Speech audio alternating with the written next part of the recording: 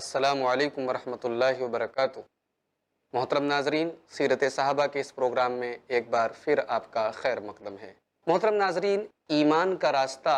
آزمائشوں اور امتحانات کا راستہ ہے۔ ایمان لانے کے بعد ایک انسان کو ہمیشہ تیار رہنا چاہیے کہ اللہ تبارک و تعالیٰ اس کی آزمائشیں اور امتحانات ضرور لے گا۔ اللہ نے قرآن کریم میں فرمایا، الف لام میم احسب الناس ان یترکوا ان یقولوا آمنا وهم لا یفتنون۔ الف لام میم، کیا لوگوں نے یہ سمجھ رکھا ہے کہ ایمان لانے کے بعد ان کو آزمایا نہیں جائے گا؟ ایسا کیسے ہو سکتا ہے؟ اسی طریقے سے اللہ تبارک و تعالیٰ نے سورہ آل عمران میں فرمایا کہ وما کان اللہ لیذر المؤمنین علی ما انتم علیہ حتی یمیز الخبیث من الطیب، یعنی اے ایمان والوں، تمہارے اوپر جو مصیبتیں آتی ہیں، جو پریشانیاں آتی ہیں، ان کا دراصل مقصد یہ ہے کہ کھرے کو کھوٹے سے الگ کیا جائے، پاک کو ناپاک سے الگ کیا جائے، خبیث کو طیب سے الگ کیا جائے۔ محترم ناظرین کرام، اسی طریقے سے جس صحابی کی سیرت آج کے ایپیسوڈ میں آپ کے سامنے بیان کرنا چاہتے ہیں، ان کا نام ہے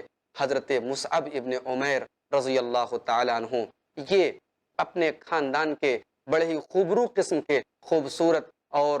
جوان کڑیل بانکے نوجوان تھے۔ کپڑے شاندار پہنتے تھے، ان کے کپڑوں کی مثال دی جاتی تھی۔ یہ جب کوئی کپڑا پہن کر بازار میں نکلتے تھے تو ان کے قبیلے کے لوگ کہتے تھے کہ جو کپڑا یہ ایک بار پہن لیتے ہیں دوبارہ وہ کپڑا نہیں پہنتے۔ ایسا عیش و عشرت کا دور تھا حضرت مصعب ابن عمیر رضی اللہ تعالی عنہ کا، اور ان کی جوانی اتنی خوبصورت گزر رہی تھی کہ انہی ایام میں پیارے نبی صلی اللہ علیہ وسلم نے اپنی نبوت کا اعلان فرمایا۔ اسلام کا پیغام ان کے کانوں تک پہنچا۔ انہوں نے نبی کریم صلی اللہ علیہ وسلم کی دعوت پر لبیک کہا، اسلام کو قبول کیا، توحید کی دعوت کو انہوں نے قبول کیا، لیکن اس کی سزا کیا ملی کہ ان کی والدہ نے، ان کی ماں نے ان کو گھر سے نکال دیا اور کہا کہ جب تک تو محمد رسول اللہ کے دین کو نہیں چھوڑتا، جب تک تو اسلام کو نہیں چھوڑتا، میں اپنی پراپرٹی سے تجھے 1 روپیہ بھی دینے والی نہیں ہوں۔ ان کے والد تھے نہیں، ان کی پرورش یتیمی کی حالت میں ہوئی تھی۔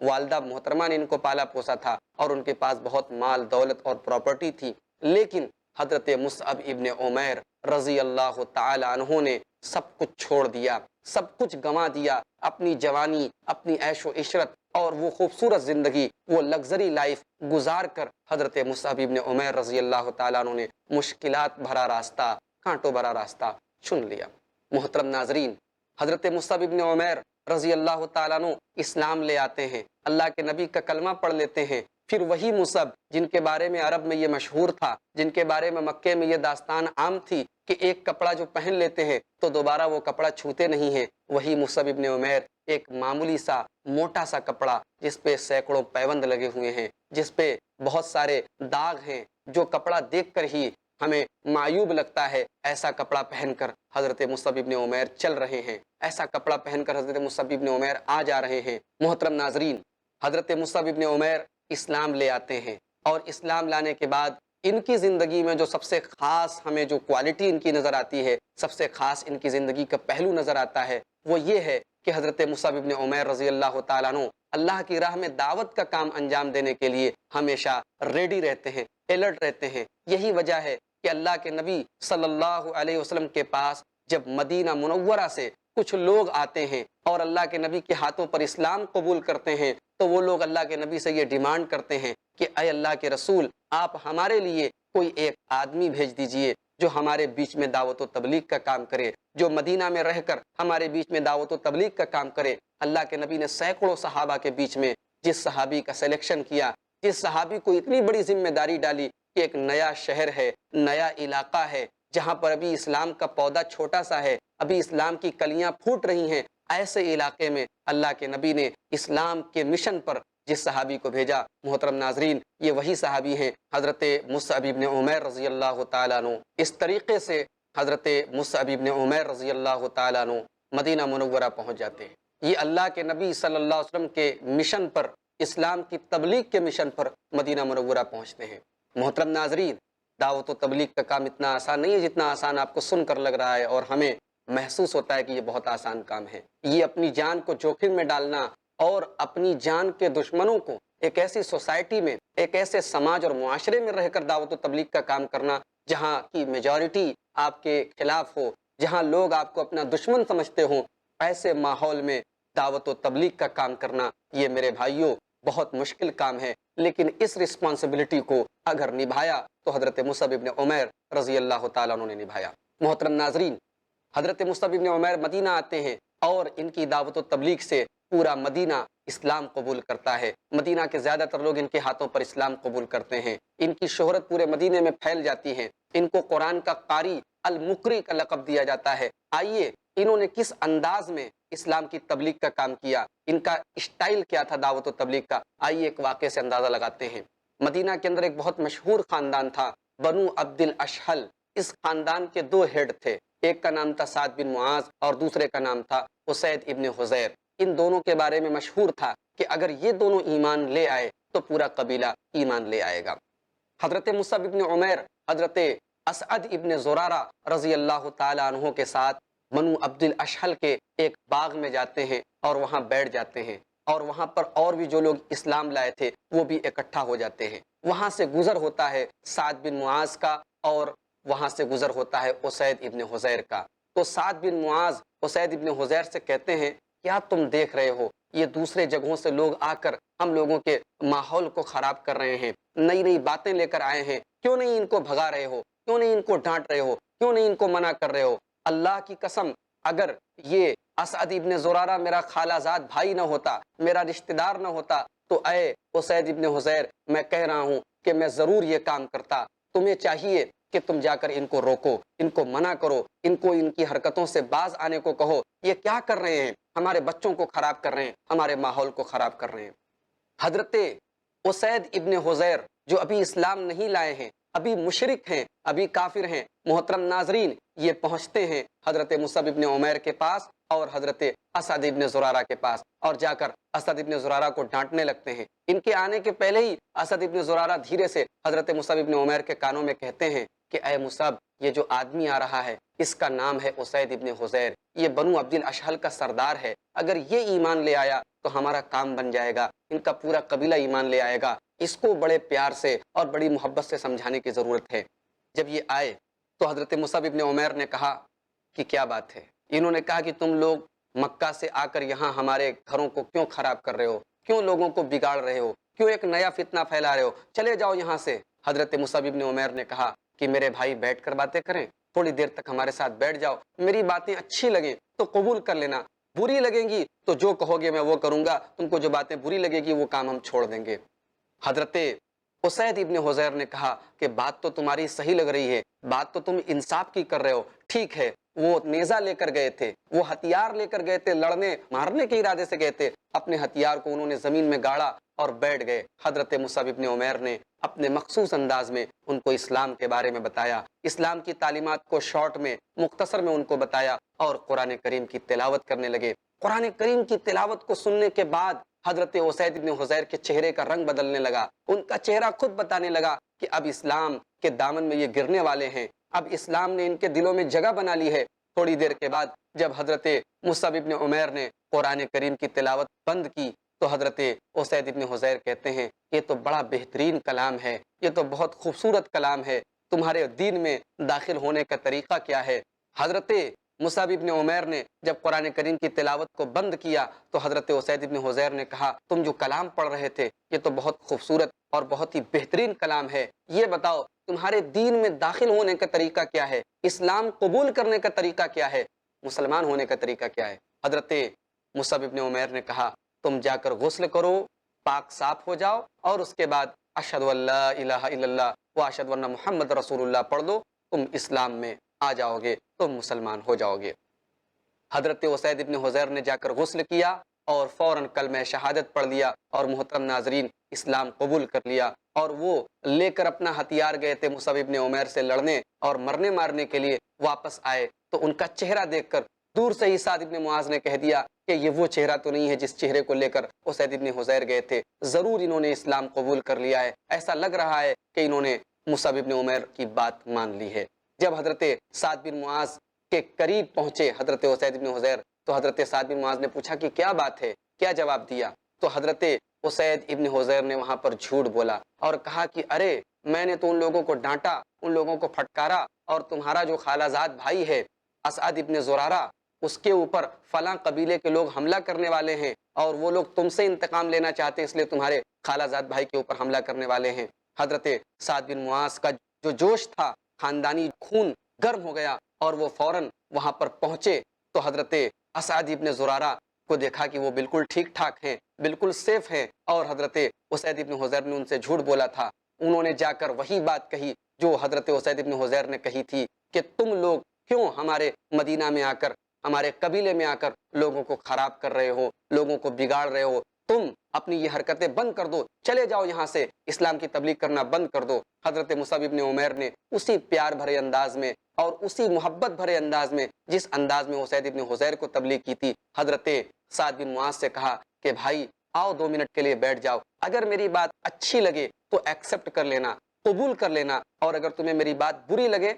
تو تم جو کہو گے میں وہ کروں گا، تمہیں جو بات بری لگے گی، جو کام برا لگے گا، میں وہ چھوڑ دوں گا۔ حضرت سعد بن معاذ جو قبیلے بنو عبد الاشہل کے سردار ہیں، جب یہ پہنچتے ہیں تو مصعب ابن عمیر رضی اللہ تعالیٰ عنہ ان کو بھی بٹھاتے ہیں اور ان کو بھی اسلام کی دعوت دیتے ہیں اور ان کے سامنے بھی قرآن کریم کی تلاوت کرتے ہیں۔ قرآن تو اللہ کا کلام ہے، قرآن کے اندر تو جو چاشنی ہے وہ دنیا کے کسی کلام میں نہیں ہے۔ قرآن کی آیتیں سننے کے بعد حضرت سعد ابن معاذ کہتے ہیں کہ اللہ کی قسم یہ تو بہت خوبصورت کلام ہے، یہ بتاؤ کہ اس دین کو قبول کرنے کا طریقہ کیا ہے۔ جب حضرت سعد بن معاذ اسلام قبول کرنے کی خواہش ظاہر کرتے ہیں تو حضرت مصعب بن عمیر ان کو بتاتے ہیں کہ آپ جائیے، غسل کیجئے، آپ پاک صاف ہو جائیے اور اس کے بعد آپ کلمہ شہادت پڑھ لیجئے۔ محترم ناظرین، اس طریقے سے حضرت سعد بن معاذ بھی اشہد ان لا الہ الا اللہ و اشہد ان محمدًا عبدہ و رسولہ کا کلمہ پڑھ لیتے ہیں اور اسلام کے دائرے میں آ جاتے ہیں۔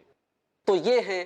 مصعب ابن عمیر رضی اللہ تعالیٰ عنہ، جو ایک بہترین داعی اور ایک بہترین مبلغ ہیں۔ اور جب حضرت سعد بن معاذ رضی اللہ تعالیٰ عنہ اسلام قبول کر لیتے ہیں تو وہ اپنے پورے خاندان کے لوگوں سے کہتے ہیں کہ اب میں کسی مرد اور عورت سے بات نہیں کروں گا جب تک کہ تم لوگ محمد الرسول اللہ کے دین کو قبول نہیں کر لوگے۔ نتیجہ یہ نکلا کہ 1 یا 2 لوگوں کو چھوڑ کر پورا قبیلہ بنو عبد الاشہل اسلام قبول کر لیتا ہے، اور یہ انصار مدینہ کا ایک بہت بڑا خاندان تھا۔ اور پھر اس کے بعد حضرت مصعب ابن عمیر کی کوششوں سے، ان کے اسٹرگل سے، ان کی دعوتی تحریکات سے دھیرے دھیرے پورے مدینہ کے انصاری اسلام قبول کر لیتے ہیں۔ محترم ناظرین، یہ حضرت مصعب ابن عمیر رضی اللہ تعالیٰ عنہ جو اسلام کے ایک بہترین مبلغ اور داعی ہیں اور جن کی کوششوں سے پورا مدینہ اسلام قبول کرتا ہے۔ غزوہ بدر کے اندر تو حضرت مصعب ابن عمیر نے وہ شجاعت اور بہادری دکھائی اور ولا اور برا کا وہ نقشہ کھینچا کہ جس کی مثال اسلامی تاریخ میں ملنا بہت مشکل ہے۔ حضرت مصعب ابن عمیر کے سگے بھائی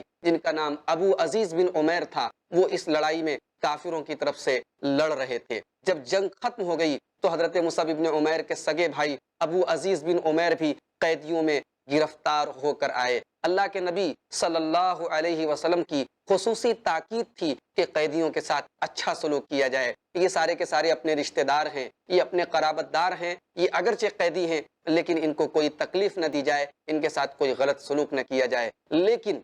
حضرت مصعب ابن عمیر نے اپنے سگے بھائی ابو عزیز بن عمیر، جن کو ایک انصاری صحابی قید کر رہے تھے، جن کو بیڑیوں میں جکڑ رہے تھے، تو حضرت مصعب ابن عمیر نے دیکھا، کہا کہ اس کو تھوڑا کس کے باندھو کیونکہ اس کی ماں بہت پیسے والی ہے۔ حضرت مصعب ابن عمیر کے بھائی حیران رہ گئے کہ میرا بھائی ہو کر مجھے باندھنے کی بات کر رہا ہے، میرے اوپر سختی کرنے کی بات کر رہا ہے۔ تو ابو عزیز نے کہا کہ تو میرا بھائی ہو کر ایسی بات کرتا ہے، تو بھول گیا تو میرا بھائی ہے۔ تو حضرت مصعب ابن عمیر نے کیا جواب دیا؟ محترم ناظرین، ہمارے لیے بہت عبرت ہے اس جواب میں۔ انہوں نے کہا دونک اخی، کیسا تو میرا بھائی ہے، میرا تجھ سے کوئی رشتہ نہیں ہے، اصل رشتہ اسلام کا رشتہ ہے، اصل رشتہ ایمان کا رشتہ ہے۔ میں مومن ہوں تو کافر ہے، میں موحد ہوں تو مشرک ہے، میرے اور تیرے بیچ میں کون سا رشتہ ہو سکتا ہے؟ دونک اخی، تیرا کوئی بھائی نہیں، میرا کوئی بھائی نہیں۔ محترم ناظرین، یہ اسلام ہے کہ جو ہمیں توحید کے رشتے میں پیروتا ہے۔ اسی لیے حضرت نوح علیہ السلام نے جب اپنے بیٹے کے بارے میں اللہ تبارک و تعالیٰ سے دعا کی تھی کہ اے اللہ ان ابنی من اہلی، میرا بیٹا میرے گھر والوں میں سے ہے، میری فیملی سے تعلق رکھتا ہے، میرے اہل بیت سے تعلق رکھتا ہے، اے اللہ میرے بیٹے کو نجات دے دے۔ تو اللہ نے کیا جواب دیا؟ یا نوح انہ لیس من اہلک انہ عمل غیر صالح، اے نوح تیرا بیٹا تیری فیملی سے نہیں ہے، تیرے گھر والوں میں سے نہیں ہے، تیرے بیٹے کا عمل خراب ہے، تیرے بیٹے کا کیریکٹر خراب ہے، تیرا بیٹا تیرے گھر والوں میں سے نہیں ہے۔ محترم ناظرین، اسلام کے عقیدہ ولا اور برا کو سچ کر کے دکھایا اور اس کے اوپر پوری ثابت قدمی سے اگر جمے رہے تو حضرت مصعب ابن عمیر کہ انہوں نے اپنے سگے بھائی کے بارے میں یہ کہا کہ اس کی ماں، چونکہ ان کی ماں بہت پیسے والی تھی، تو کہا کہ ان کی ماں سے زیادہ فدیہ لینا ہے، اور تاریخ ہمیں بتاتی ہے کہ 4000 درہم لے کر حضرت مصعب ابن عمیر نے اپنے بھائی کو چھوڑا، 4000 فدیہ لینے کے بعد اپنے بھائی کو چھوڑا، اور اس معاملے میں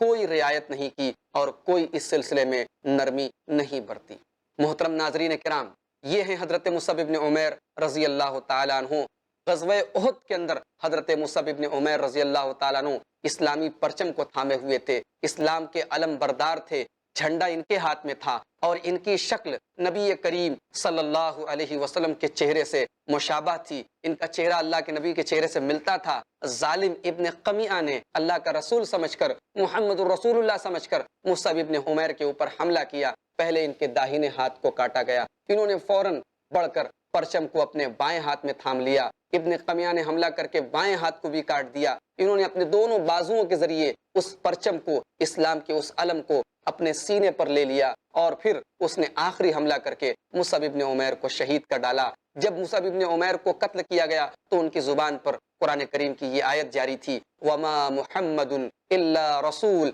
قَدْ خَلَتْ مِن قَبْلِهِ الرُّسُلُ، محمد تو ایک رسول ہیں، ان سے پہلے بھی رسول گزرے ہیں، اگر ان کا انتقال ہو جائے، اگر ان کو قتل کر دیا جائے تو کیا تم ایڑیوں کے بل پلٹ جاؤ گے؟ قرآن کریم کی یہ آیت کریمہ حضرت مصعب ابن عمیر کی زبان پر جاری تھی۔ محترم ناظرین، جنگ ختم ہو جاتی ہے، شہیدوں کی لاشیں اکٹھا کی جا رہی ہیں، ان لاشوں میں اللہ کے اس پیارے بندے کی اور اللہ کے نبی کے اس پیارے صحابی کی لاش بھی موجود ہے، جن کے دونوں ہاتھ اسلام کے علم کو تھامنے کے لیے کاٹے جا چکے ہیں۔ اللہ کے نبی صلی اللہ علیہ وسلم ان کی لاش کو دیکھ کر رونے لگتے ہیں، اپنے پیارے صحابی اسلام کے بہترین دائی کی لاش کو دیکھ کر اللہ کے نبی کی آنکھوں سے زار و قطار، محترم ناظرین، آنسو جاری ہو جاتے ہیں۔ یہ ہیں حضرت مصعب ابن عمیر، جن کی جوانی کتنے ناز و نعیم میں اور کتنی عیش و عشرت میں گزری، اور اسلام لانے کے بعد ان کا انتقال کس حال میں ہوتا ہے۔ یہی وجہ ہے کہ عبد الرحمن بن عوف جیسا جلیل القدر صحابی جو عشرہ مبشرہ میں سے ہیں اور جو خود بہت ہی جلیل القدر صحابی ہیں، جب ایک دن وہ رمضان کے دن میں افطار کرنے کے لیے بیٹھتے ہیں، طرح طرح کے کھانے ان کے سامنے آتے ہیں، تو اچانک ان کو حضرت مصعب ابن عمیر یاد آ جاتے ہیں۔ وہ کہتے ہیں کہ مصعب ابن عمیر مجھ سے بہتر تھا، اس کو ایک چادر میں کفنایا گیا، اگر اس سے اس کا سر ڈھانکا جاتا تھا تو پیر کھل جاتا تھا، پیر ڈھانکا جاتا تھا تو سر کھل جاتا تھا۔ یہی حال حمزہ کا ہوا، پھر دنیا ہمارے اوپر وسیع کر دی گئی، پھر دنیا میں ہمارے اوپر رونقیں ہم کو دی گئی، دنیا کی خوشحالی ہم کو دی گئی، اور ہم نے اپنی نیکیوں کا مزہ دنیا ہی میں چکھ لیا۔ محترم ناظرین، حضرت عبد الرحمن ابن عوف کا یہ جملہ یہ بتا رہا ہے کہ صحابہ کرام حضرت مصعب ابن عمیر کو یاد کرتے تھے، ان کی قربانیوں کو یاد کرتے تھے، اسلام کے لیے انہوں نے جو کچھ قربان کیا ان سب کو صحابہ کرام یاد رکھتے تھے۔ محترم ناظرین کرام، حضرت مصعب ابن عمیر کی زندگی سے ہمیں عبرت اور نصیحت کے کون کون سے پہلو ملتے ہیں، آئیے ہم ان پہلوؤں پر غور کریں۔ حضرت مصعب ابن عمیر کی زندگی سے پہلا سبق ہمیں یہ ملا کہ اگر اللہ تبارک و تعالیٰ نے ہمیں دولت سے، عیش و عشرت کی زندگی سے نوازا ہے، اور ہمیں اسلام لانے کے بعد، حقیقت کا راستہ چننے کے بعد اگر ہمیں سمجھوتا کرنا پڑتا ہے اور اپنی اس لگژری لائف کو چھوڑ کر ہمیں سادہ زندگی، غربت کی زندگی، فقر و فاقہ کی زندگی، مسکینی کی زندگی گزارنی پڑتی ہے، تو محترم ناظرین ہمیں اس کے لیے تیار رہنا چاہیے، ہمیں یہ یاد رکھنا چاہیے کہ ہمیں اس کا اجر اللہ تبارک و تعالیٰ کے یہاں ملے گا۔ حضرت مصعب ابن عمیر رضی اللہ تعالیٰ عنہ نے کتنی بڑی قربانی دی کہ کل تک جو اتنا خوبصورت اور اتنا عیش و عشرت میں رہنے والا نوجوان تھا کہ جس کے بارے میں یہ مثال دی جاتی تھی کہ ایک کپڑا پہننے کے بعد وہ دوبارہ اس کپڑے کو ہاتھ نہیں لگاتے، انہی کا حال یہ ہے کہ وہ ایسے کپڑے پہنتے ہیں جس میں 20 پیوند لگے ہوئے ہیں۔ محترم ناظرین، یہ ہمیں اس بات کا سبق اور اس بات کا درس دیتے ہیں کہ ہمیں اپنے کپڑوں پر، اپنی ظاہری چکا چوند پر غرور اور گھمنڈ نہیں کرنا چاہیے۔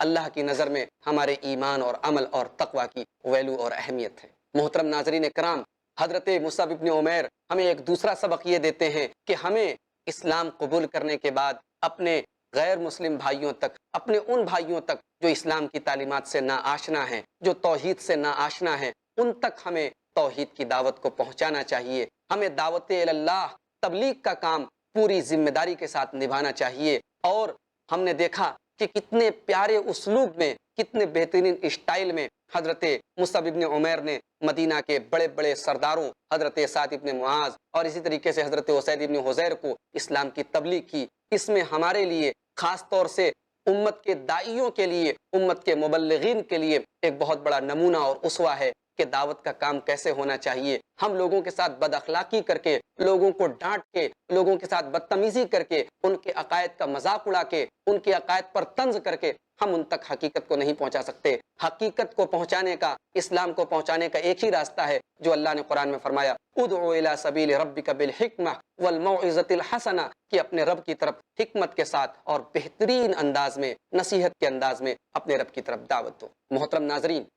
حضرت مصعب ابن عمیر کی زندگی سے ہمیں ایک تیسرا سبق ویلا اور برا کا ملا کہ ہم اللہ کے لیے دوستی رکھیں اور اللہ کے لیے ہم دشمنی رکھیں۔ حضرت مصعب ابن عمیر کے سگے بھائی ابو عزیز، جیسا کہ آپ نے ملاحظہ کیا، ان کو قید کیا گیا تو حضرت مصعب ابن عمیر نے کوئی نرمی نہیں برتی، یہ نہیں دیکھا کہ یہ میرا بھائی ہے۔ یہ ایک مسلمان کی سوچ ہونی چاہیے کہ تمام رشتوں سے بڑا ایمان کا رشتہ ہے۔ اگر کوئی ہمارا رشتہ دار موحد ہے تو ہم اس سے دوستی رکھیں، اس سے رشتہ رکھیں، اس سے موالات رکھیں، لیکن ہمارا اپنا باپ، ہمارا اپنا بیٹا، ہمارا اپنا بھائی اگر وہ مشرک ہے، اگر وہ کافر ہے تو ہمیں اس کے ساتھ موالات اور دوستی نہیں رکھنا ہے۔ ہم ظاہری طور پر اس کے ساتھ بھلائی کریں وہ ایک الگ بات ہے، لیکن دل میں کفر کے خلاف اور شرک کے خلاف ایک بغض ہونا چاہیے، ایک نفرت ہونی چاہیے، کیونکہ وہ اللہ کا باغی۔ محترم ناظرین کرام، حضرت مصعب ابن عمیر رضی اللہ تعالیٰ عنہ کی زندگی سے ایک سبق ہمیں یہ ملا کہ ہمیں زندگی کی آخری سانس تک اپنی زندگی کو